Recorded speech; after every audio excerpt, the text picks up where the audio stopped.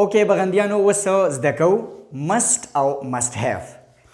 اول خو په خپل ذهن کې دا خبره کېده چې must او must have چې دي دا د should او د should have په شانتي دي، خو صرف او صرف دا د سټرس دپاره استعمالیږي، د زور دپاره استعمالیږي چې مونږ وایو چې دا کار تاله ضرور کول پکار دی یا تاله دا کار ضرور کول پکار وو.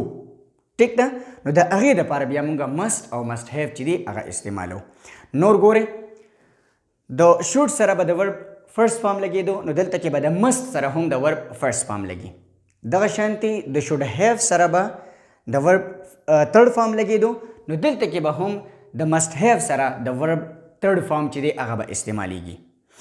کوم سټوډنټ چې هغه مونږ په یوټیوب باندې ګوري، په سوشل میډیا باندې مونږ ګوري، نو هغوی اول د should او should have والا کوم لیکچر چې دی هغه اول وګورئ، نو تاسو بیا په دې باندې ډېر په اسانه باندې پوهیږئ. ټیک شو؟ اوس ګورئ صاحبانو، تاسو راشئ must چې دی که نه، نو د دې په پښتو کې مطلب څه دی چې کله مونږ وایو چې تاله دا کار ضرور کول پکار دی، دی خو ضرور کول پکار دی یا لازمی کول پکار دی. نو دا ضرور پکار دی، لازمی پکار دی، دا چې کله د پښتو د جملو په آخر کې راشي، نو تاسو به بیا د دې دپاره must استعمالوئ. او کو چیرې د اردو د جملو په آخر کې ضرور چاہیے راغلی و، ضرور چاہیے، تمہیں چائے ضرور پینا چاہیے، تمہیں کالج ضرور آنا چاہیے، نو دا ضرور چاہیے چې کله راغلی و، نو د دې لپاره به تاسو must چې دی هغه به استعمالوئ. پوه شئ په دې باندې ګلابه؟ اوس وخت کې دی اول به څه چلو کې سبجیکټ په ولګوئ، بیا به must ولګوئ، بیا به د ورب فرست فارم او بیا پسې آبجیکټ ولګوئ. چې زه وایم چې تاله انګلیش ضرور زده کول پکار دی یا تمہیں انگلش ضرور سیکھنا چاہیے، نو سو یو مسٹ لرن انگلش. هغه له ضرور انګلیش زده کول پکار دی، نو سو هی مسٹ لرن انګلیش. دغه شانتي تاله کالج ته ضرور راتلل پکار دی، یو مسٹ کم ټو کالج. هغه له ضرور اساینمنٹ کمپلیټ کول پکار دی، هی مسٹ کمپلیټ هیز اساینمنٹ. تاله ضرور فی سبمٹ کول پکار دی، You must submit the fee. تاله ضرور ناشته کول پکار دی، You must take your breakfast. پوه شئ په دې باندې؟ اوس راشئ نیګیټیو سینټنسز له، چې ته یو انسان د یو کار نه بالکل منع کې چې دا تاله بالکل نه دی کول پکار.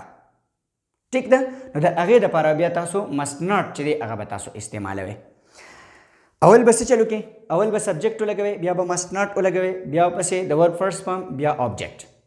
زه وایم تاله بالکل هغه ته کنځل نه دي کول پکار، نو سو یو must not abuse him. هغه له هغې ته بالکل کنځل نه دي کول پکار، نو he must not abuse her. تاله بالکل غیبت نه دي کول پکار، You must not backbite. هغه له بالکل د خپلو استادانو ډسریسپیکټ یا بېعزتي نه دي کول پکار.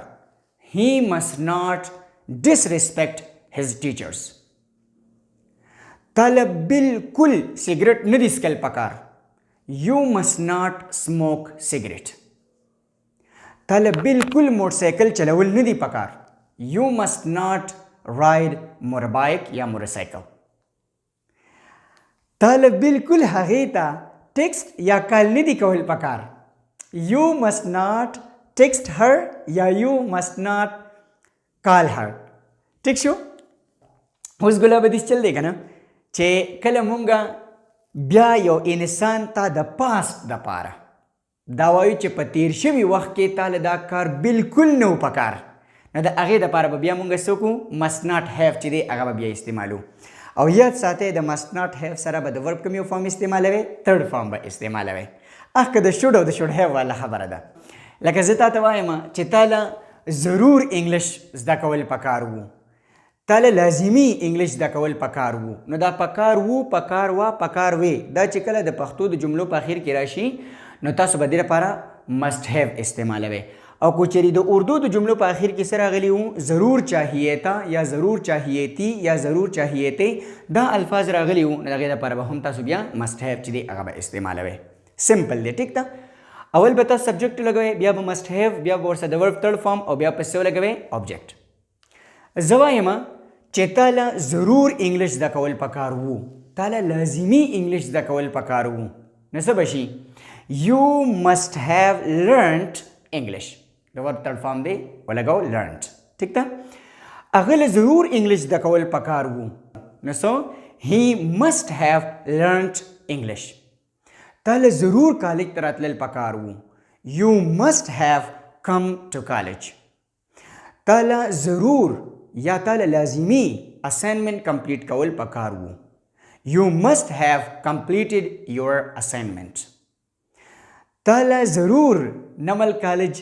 جاین کول پکار وو you must have joined the Namal College of English تعالی ضرور فی سبمٹ کول پکار وو you must have submitted the fee هغه ضرور انګلیش ویل پکار وو he must have spoken English هغه ضرور ناشته کول پکار وو he must have taken breakfast تعالی ضرور کپڑے چینج کول پکار وو you must have changed your clothes پته کیسه ګران دی ګلابه او چې نیگیټیو سنټنسز دي جو په نیگیټیو سنټنسز کې څه کوي must not have چې دی هغه استعمالوي جو نیگیټیو سنټنسز به دي جوړ شي لکه مثال په تور باندې ته یو کس ته دا وایي چې تعالی دا کار بالکل کول نه و پکار ٹھیک ده تمہیں یہ بالکل نہیں کرنا چاہیے تھا نو د هغې دپاره تاسو بیا څه کوئ must not have چې دی هغه به استعمالوئ سټرکچر به څنګه اول به ولګوئ سبجیکټ بیا به ولګوئ must not have بیا پسې د ورب تھرډ فارم او بیا پسې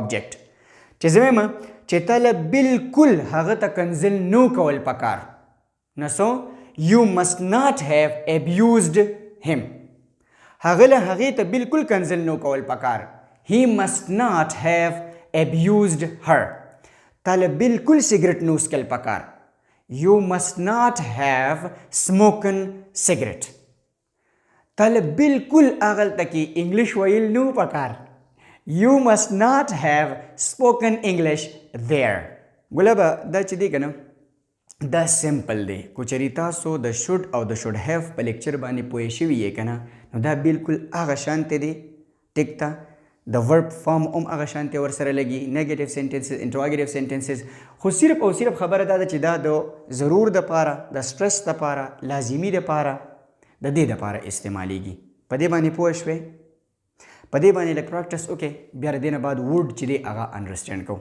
ورډ چې دی نو هغه ډېر زیات انټرسټینګ دی چې په ورډ باندې تاسو پوه شوئ دغه شانتي بیا په هیز ټو هیف ټو هیډ ټو په دې باندې تاسو پوه شوئ نو بس دا بیسکس پوره